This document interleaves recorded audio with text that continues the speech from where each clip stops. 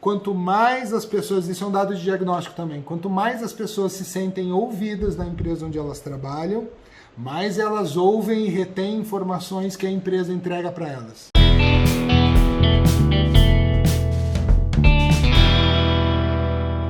E aí galera, beleza? Os 6 comportamentos que definem um líder verdadeiramente comunicador. Esse é o nosso tema de hoje. Não esquece, por favor, de se inscrever no canal e ativar o sininho para que a gente consiga entregar esse conteúdo para mais gente.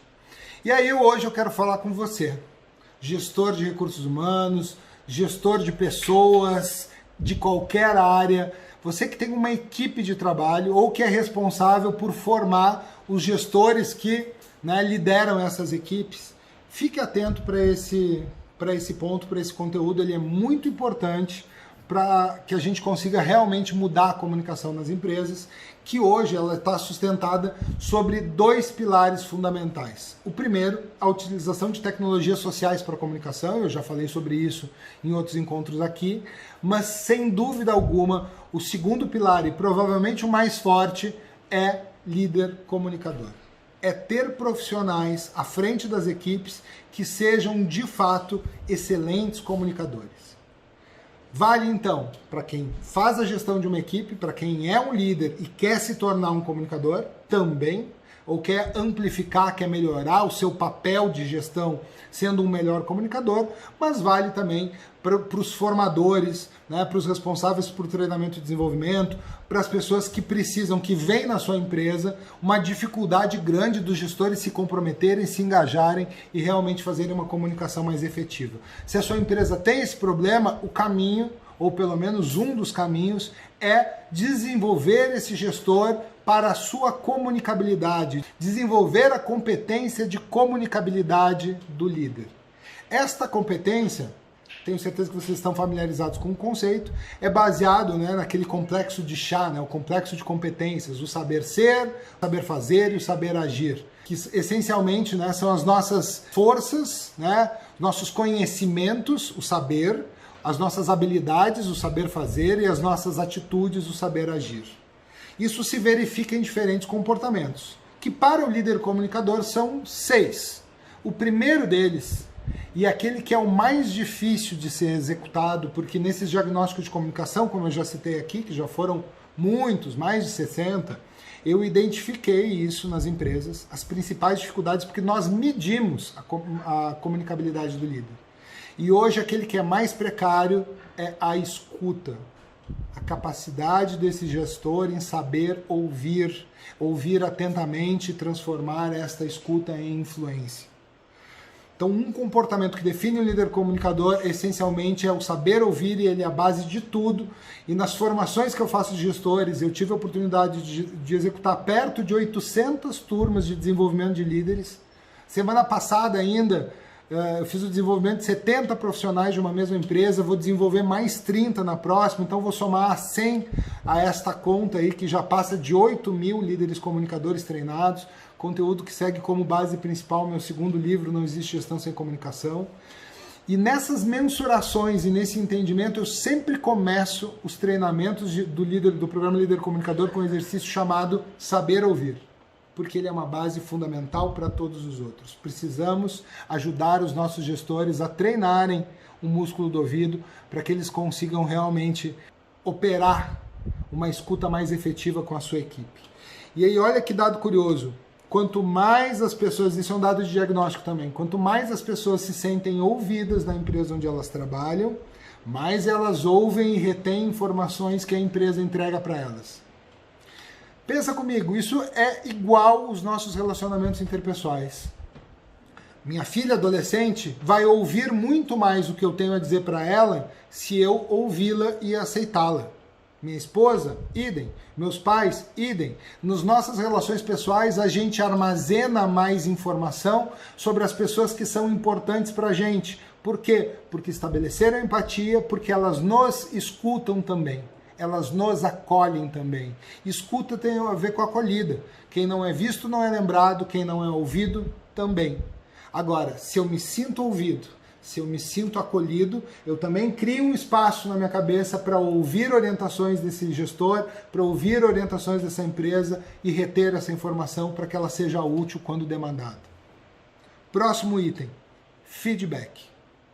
Então também é muito difícil nas empresas, a gente tem um gap muito grande aí na capacidade das pessoas de darem e receberem feedback, e os gestores que fundamentalmente têm isso como uma atribuição são ainda pouco preparados para dar e receber feedback, principalmente para receber. Ainda mais difícil para eles receber do que dar. Sobre o dar feedback, em específico, a gente tem que refletir da seguinte forma, né? O feedback é fundamental para o desenvolvimento humano. E ele pode ser feito de diversas formas. Existem técnicas para isso. Algumas empresas, inclusive, fazem treinamentos específicos sobre feedback. No entanto, o dia a dia desse gestor, que tende muitas vezes a terceirizar a responsabilidade para uma área de comunicação, para uma área de RH, nem sempre ele incorpora o seu feedback no dia a dia e faz isso somente uma vez por ano ou uma vez a cada semestre nas avaliações de desempenho. E nós precisamos prepará-lo. Só que esse preparo não é na vertical apenas, para que ele dê melhores feedbacks para o seu time. A gente tem que trabalhar na horizontal também. O gestor que é um melhor avaliador de pessoas, também é um melhor avaliador e um melhor avaliado dentre os seus pares. A gente começa a treinar o feedback extraindo a variável poder, para que dentro da sua horizontalidade ele consiga promover esse feedback mais efetivo, ter as conversas e os diálogos difíceis com os seus pares. E aí um treinamento ajuda muito nesse sentido, porque a gente pratica o feedback entre pares, resgatando o sentimento de equipe que existe entre esses gestores, porque num conteúdo que eu já trouxe aqui para vocês, eu falo justamente sobre a horizontalidade, né? O como a gente não deve apenas preparar um gestor para ser o melhor líder do seu time, mas também um melhor colega e um melhor membro de equipe. E o caminho para isso é ensiná-lo a pedir feedback. Quem é melhor do que a minha filha para avaliar se eu sou um bom pai? Quem é melhor do que a minha esposa para avaliar se eu sou um bom marido? Quem é melhor do que o meu colega, do que o meu par para avaliar se eu sou um bom colega, um bom parceiro, um bom fornecedor interno? Quem é melhor do que o meu subordinado para avaliar se eu sou um bom líder? Como a gente muda? Ensinando o gestor a pedir, não a dar feedback. Todos os treinamentos que ele fez antes, muito provavelmente ensinaram ele a dar melhores feedbacks. E a gente tem que ensinar a pessoa a pedir e a receber. Se ele aprender a pedir, a receber e acolher o feedback, ele vai estabelecer a empatia necessária com as pessoas para que consiga também avaliá-las melhor. Orientação pela estratégia é o próximo item, pelo propósito e pela estratégia. Eu costumo dizer que o colaborador engajado é aquele que tem o propósito no coração e a estratégia da empresa na sua mente. Cabe ao gestor manter essas pessoas orientadas pelo propósito e pela estratégia. Propósito que é motivador, que é o que me traz até aqui, e finalmente a estratégia, que é o engajante, o fator engajante, o que me leva para o futuro. Então toda a pauta da gestão de tarefas deve ter um espelhamento na estratégia e no propósito. O gestor precisa conectar a entrega que o indivíduo faz ao propósito e à estratégia da companhia, fazendo, né, um alinhamento entre as tarefas e a contribuição que cada tarefa tem como um tijolinho da construção estratégica. Educação e formação das pessoas. O gestor deve usar a sua comunicação para educar, para ensinar as pessoas a fazerem melhor o seu trabalho ou para desenvolvê-las na melhoria do trabalho. Então, criar oportunidades criativas para que as pessoas encontrem o seu máximo desempenho. Nem sempre ele precisa saber mais do que os seus colaboradores. Quando ele sabe mais, ele tem a obrigação de ensinar as pessoas para que elas façam melhor o seu trabalho. Mas quando ele não sabe, ele deve criar um ambiente propício para que essas pessoas encontrem, busquem e apliquem na prática o seu conhecimento. Então, o papel de educador, de formador, de desenvolvedor de pessoas também faz parte da competência em comunicabilidade. Estímulo à alta performance, ou estímulo propriamente dito, são dois vetores de comunicação que o gestor usa aqui. O primeiro, na criação de um ambiente favorável, de um clima desejado na equipe, de um clima bacana, de um clima leve, de um clima propenso às pessoas a encontrarem o desafio. E o segundo é desafiá-las. Desafiá-las de acordo com o seu nível de competência. Porque se uma pessoa é extremamente competente e pouco desafiada, ela se sente entediada na empresa.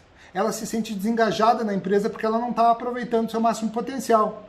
Por outro lado, se o gestor exige um nível de desafio muito maior do que a pessoa se sente ou está preparada para fazê-la, para cumpri-lo, essa pessoa vai se estressar, vai ir para uma região de ansiedade. Então existe um equilíbrio aqui entre a competência, o nível de competência e o nível de desafio, e é ali que o gestor trafega, né? Como no conceito do Flow, do Mihaly Csikszentmihalyi, procura aí, você vai gostar de ler sobre o Flow, F-L-O-W, né? Que tem a ver justamente com essa variável aqui do estímulo. Construir um clima positivo e manter as pessoas sempre se sentindo desafiadas na proporcionalidade da sua competência, para que não só o colaborador queira, né, novos desafios, mas também queira se desenvolver. E por fim, o último item da comunicabilidade do gestor tem a ver com as suas atitudes comunicantes, ou com a confiabilidade que as pessoas têm, porque ele comunica de uma maneira muito mais potente, muito mais influente, muito mais ampla, através da sua atitude do que através da sua fala. Então aqui é a comunicação que não é verbalizada. É a comunicação que é demonstrada na prática pelo exemplo, porque o exemplo é muito mais forte do que aquilo que a gente diz. Lembra que eu já coloquei para vocês, muito mais importante do que a empresa comunicar aquilo que faz é fazer o que comunica, e que cabe ao gestor comprovar isso na prática? Este é o ponto. São as suas atitudes falarão muito mais alto do que as suas palavras. Gostou disso? Então, vem comigo, segue aí, se inscreve no canal, ativa o sininho e, por favor, compartilhe esse conteúdo com quem você acha aí que precisa conhecê-lo. Grande abraço para vocês e até breve!